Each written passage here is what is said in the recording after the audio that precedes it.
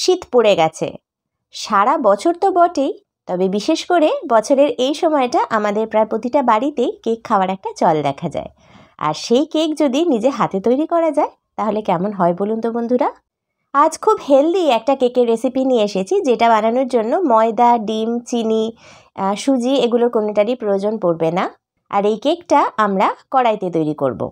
নমস্কার বন্ধুরা, আপনারা দেখছেন অ্যাসর্টেড রেসিপিজ আর আমি সুচিস্মিতা। চলুন তাহলে ওটস চকলেট কেক তৈরি করে ফেলা যাক। সবার প্রথমে আমি কেক টিনটা রেডি করে ফেলবো। কেক টিনটার মধ্যে অল্প একটুখানি সাদা তেল দিয়ে দিলাম, আর তারপর এটাকে খুব ভালো করে গ্রিস করে নিচ্ছি।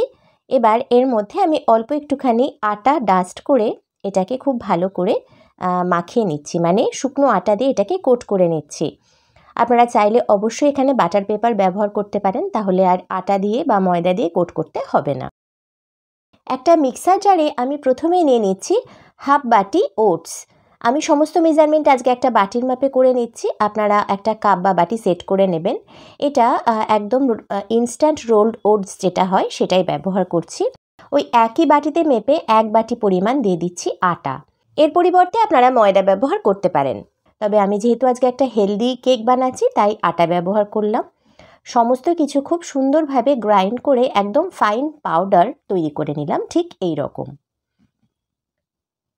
একটা মিক্সিং বোলে 1 বাটি পরিমাণ জ্যাগারি পাউডার নিয়ে নিয়েছি। এটা আর কিছুই না, গুড়টাকে পাউডার ফর্মে পাওয়া যায়, আমি সেটা ব্যবহার করেছি। আপনারা চাইলে এখানে এমনি গুড় ব্যবহার করতে পারেন, সেটাকে একটুখানি গ্রেট করে নেবেন বা ছোট ছোট টুকরো করে নেবেন। এর মধ্যে আমি 1 বাটি পরিমাণ একটু উষ্ণ দুধ দিয়ে দিলাম এবং সেটা একটু মিশিয়ে নিলাম। ওই একই বাটিতে মেপে হাফ বাটি পরিমাণ সাদা তেল দিয়ে দিলাম, মানে এখানে রিফাইন্ড অয়েল ব্যবহার করেছি। যে কোনো ফ্লেভারলেস রিফাইন্ড অয়েল আপনারা ব্যবহার করতে পারেন। এবার সমস্ত কিছু আমি খুব ভালো করে ব্লেন্ড করে নেব। এর মধ্যে আমি হাফ চা চামচের মতো নুন দিয়ে দিলাম। সমস্ত কিছু খুব ভালো করে ব্লেন্ড করে নেওয়ার জন্য এর মধ্যে যে গুড়টা ব্যবহার করেছি সেটা খুব ভালোভাবে মিশে যাবে। এবার এটা একটা মিক্সিং বোলে আমি ঢেলে নিলাম। এবার এর মধ্যে একটা চালুনি দিয়ে আমি যে ওটস আর আটার একসাথে যে গুঁড়ো করে রেখেছিলাম সেটা একটু ভালো করে চেলে নিচ্ছি, নিয়ে এর মধ্যে মিশিয়ে নেব। অবশিষ্ট ওটসের যে দানাগুলো গোটা গোটা রয়ে গেছে এটা রেখে দিচ্ছি, এটা একটু পরে আমার কাজে লাগবে। এবার খুব হালকা হাতে সব কিছু খুব ভালোভাবে মিশিয়ে নিচ্ছি। খুব সুন্দরভাবে মিশিয়ে নেওয়ার পর এরকম একটা ব্যাটার আমরা পেয়ে যাচ্ছি। এবার এটাকে আমি একটুখানির জন্য রেখে দেব, মিনিট 10 জন্য। যেহেতু আজকে হেলদি একটা ওটস কেক বানাচ্ছি তাই এর মধ্যে আমি শুধুমাত্র কিশমিশ ব্যবহার করছি। বেশ কিছু কিশমিশ আমি ছোট ছোট টুকরো করে কেটে নিয়েছি, তার মধ্যে ওই অবশিষ্ট ওটসটা আর অল্প একটুখানি আটা দিয়ে এটাকে খুব ভালো করে কোট করে নিলাম। এতক্ষণে 10 মিনিট হয়ে গেছে। ব্যাটারটার মধ্যে আমি ঠিক সমান সমান করে একদম 2 টেবিল স্পুন কোকো পাউডার দিয়ে দিচ্ছি। যেহেতু চকলেট কেক বানাচ্ছি তাই কোকো পাউডার তো দিতেই হবে। একদম সমান সমান করে 2 টেবিল স্পুন কোকো পাউডার দিয়ে দিতে হবে। এবার দিয়ে দিচ্ছি আরও 2 টেবিল স্পুন লিকুইড মিল্ক, মানে দুধ। আবার খুব সুন্দর করে এটাকে মিশিয়ে নিতে হবে। আর এই স্ট্রোকটা কিন্তু যেন একদিকেই হয় সেটা খেয়াল করবেন, একদম হালকা হাতে কাজটা করবেন। ব্যাটারটা একটু বেশি গাঢ় মনে হচ্ছে তাই এর মধ্যে আমি আরও 1 টেবিল স্পুন দুধ দিয়ে দিলাম, দিয়ে সেটা খুব ভালো করে আবার মিশিয়ে নিচ্ছি। খুব সুন্দর করে মিশিয়ে নেওয়ার পর একদম পারফেক্ট একটা ব্যাটার আমরা পেয়ে গেছি। এবার এটার মধ্যে আমি একটুখানি ফ্লেভার অ্যাড করব। এর জন্য আমি একটুখানি দারচিনি স্টিক বা সিনামন স্টিক নিয়ে নিয়েছি, যেটা একদম ভালো করে গ্রেট করে ফ্রেশ দারচিনির গুঁড়ো এখানে আমি ব্যবহার করছি। কেন জানি না চকলেট ফ্লেভারের সাথে আমার ভ্যানিলা ফ্লেভারটা খুব একটা ভালো লাগে না, তো দারচিনি ব্যবহার করে দেখেছি বেশ সুন্দর একটা গন্ধ হয়, তো সেই জন্য আমি এটা ব্যবহার করলাম। ভালো করে এটা মিশিয়ে নিলাম। কেকটা বেক করার জন্য একটা হেভি বটম অ্যালুমিনিয়াম কড়াই আমি নিয়ে নিয়েছি।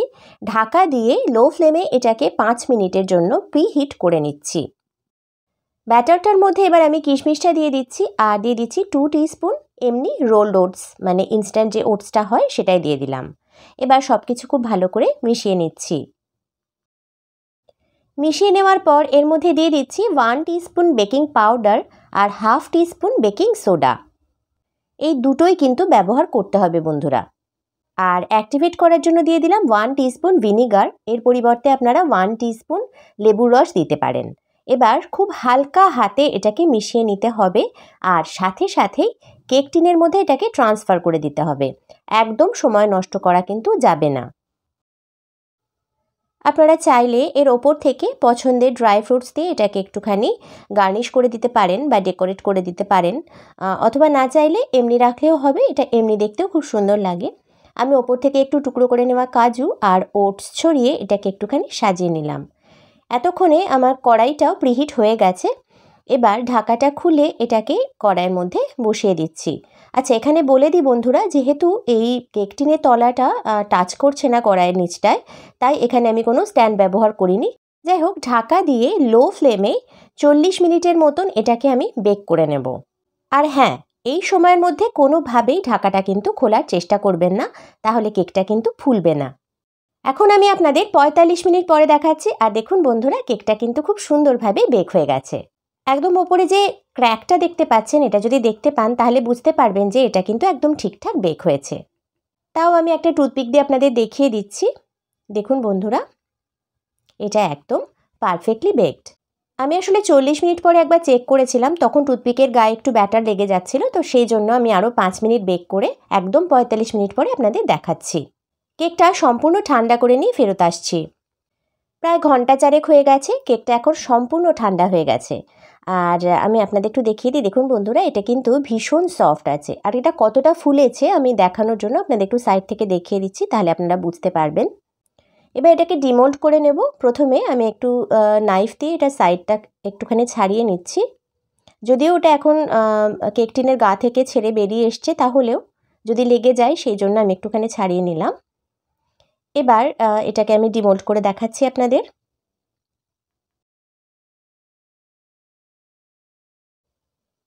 দেখুন বন্ধুরা, কত সুন্দরভাবে এটা ডিমোল্ড হয়ে গেল। আর সাইড থেকে এবার আপনারা ভালো করে দেখুন, দেখুন কতটা ফুলেছে কেকটা। কাছ থেকে দেখিয়ে দিচ্ছি। দেখুন বন্ধুরা, কত সুন্দরভাবে কেকটা বেক হয়েছে। আর কেকটা ভীষণ সফট। কেকটা কতটা পারফেক্ট হয়েছে আমায় বোধহয় বলে দিতে হবে না, আপনারা নিশ্চয়ই দেখেই বুঝতে পারছেন। আমি আশা করছি আজকের এই হেলদি কেকের রেসিপিটা আপনাদের ভালো লেগেছে। আর যদি ভালো লেগে থাকে, চ্যানেলটাকে সাবস্ক্রাইব করে আমার পাশেই থাকার জন্য অনুরোধ করব।